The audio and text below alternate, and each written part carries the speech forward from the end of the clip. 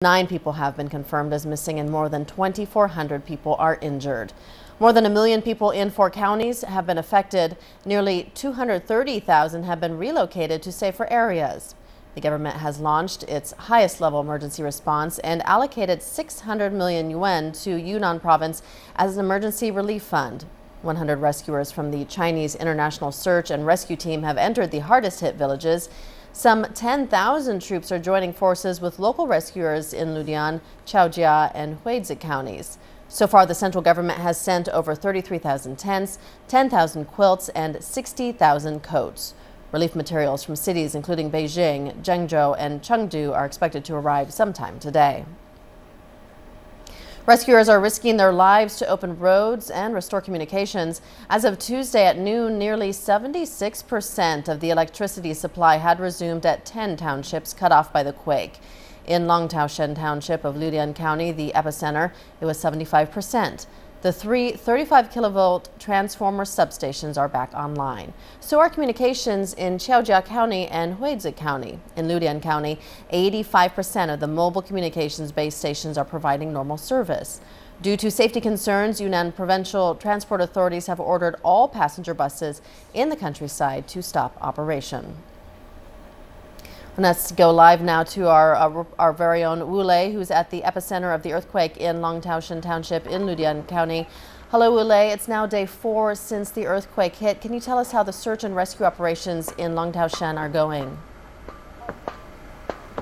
Right, Rachel. I'm now in the one major street, Laojie, in the Longquan village of the Langtaoshan town. And here, hundreds of residents used to live in these old houses. But as you can see, the strong earthquake had torn their homes into pieces. Now, hundreds of local firefighters as well as other rescue teams are working around the clock to clear the debris and to try every means they can to find any possible life signal. They have taken life detective devices as well as sniffer dogs and other equipment to clear the debris and to try to search for any possible life signal. But in the last few days, as you mentioned, that there are more than 500 people have been confirmed dead, because yesterday we followed one rescue team and they have digged 8 bodies. Unfortunately, all of them were confirmed dead because they have been buried for too long. But families say they won't give up as long as there is hope. And they are waiting for miracles. And yesterday afternoon, one 84-year-old woman was rescued, and she was sent to hospital because she had been buried for nearly 50 hours, but she made it. And she was sent to hospital, and now she was in stable condition. And in the today it has been the 4th day, and the rescuers won't give up, and families also won't give up. They are still waiting for miracles, and we are going to follow them to give the latest relief work. Back to you. And what's next for the rescuers? How long are they going to continue the search? As we understand that 72 hours after the earthquake will be critical for searching for the possible survivors. And now today it has been the 4th day, and the rescue workers are still trying to clear the debris and to remove the rubble and to search for any life signal. But as we know that many villagers have been returned to their broken homes, and as one aspect is that the local rescue workers are continue to search for possible survivors, and on the other hand, they are helping these survivors. They are helping the local villagers to search for any possible property. And in the past few hours, they have searched many important documents. They have searched many savings for these villagers, because most of them have just rushed out of the house and they didn't take anything. So they are trying to back to their broken houses to search for anything, any property may left. And actually, most of the survivors have been relocated to the temporary shelters, and more than 800 tents have been built. And as they have built a new bridge linking to the epicenter, and more relief supplies on the way. And today, more relief supplies like tents, drinking water, as well as food will be delivered to these survivors. Back to you. All right, Wu Lei joining us live from the epicenter of the earthquake in the Longtaoshan Township in Ludian County. Thank you for your updates.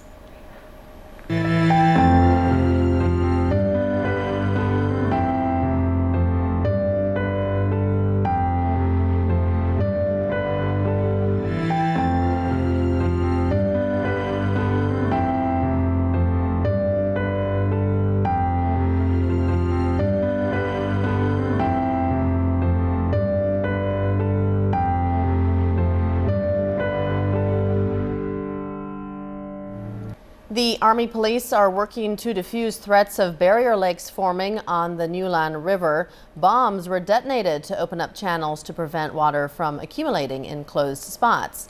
On Tuesday, 25 Army police were deployed to a barrier lake, but delivery was delayed due to blocked roads and landslides. Another armed police squadron is on the way to help clear the road. Detonations will be carried out today. Water will also be diverted to a reservoir on the upper reaches to reduce pressure on the barrier lake. As of 6 p.m. on Tuesday, the accumulated water volume of the barrier lake had reached nearly 50 million cubic meters. The water level has been rising at a speed of 16 centimeters an hour. 4,200 residents living on the lower reaches of the river have been evacuated. Well, now let's go to Zhang Jiangguo, a research fellow at Yunnan Seismological Bureau. He is following the rescue team in Ludian County. Mr. Zhang, we really appreciate your time right now. We know things are very busy. What are some of the difficulties and challenges rescuers are facing now? Okay, up to now, the earthquake has occurred about more than 2 days. Right now, our most difficult matters still, the first is how to recover our transportation system and how to send our food, water, and so on to those very serious damaged areas, and how to evacuate those refugees from those very dangerous areas. So right now we have sent many military teams to control the traffic. And the second is it's very difficult how to find some safe place to settle those refugees.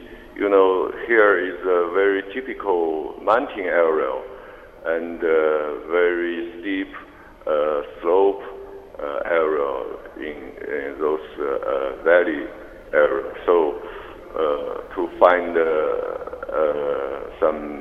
safe place to settle those refugees is a great number, so it's very difficult. Yeah, that's our problem. What precautions should local government and residents take in order to cope with possible aftershocks? Yeah, I think the most important thing is to make the traffic control immediately after the earthquake occurred. It's very important because, right now so many volunteers crashed into the disaster area.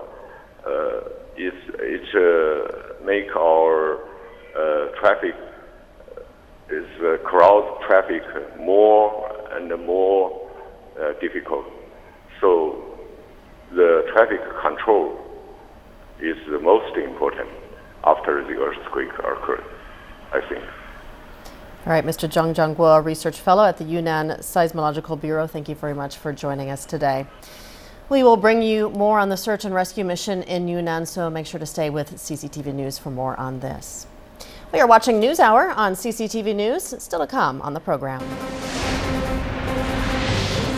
Japan's defense white paper confirms military expansion, drawing sharp criticism from China and other neighboring countries. And Israel withdraws its ground forces from Gaza as a 72-hour ceasefire appears to be holding. Egypt is mediating talks in hopes of reaching a more durable truce. We'll be right back.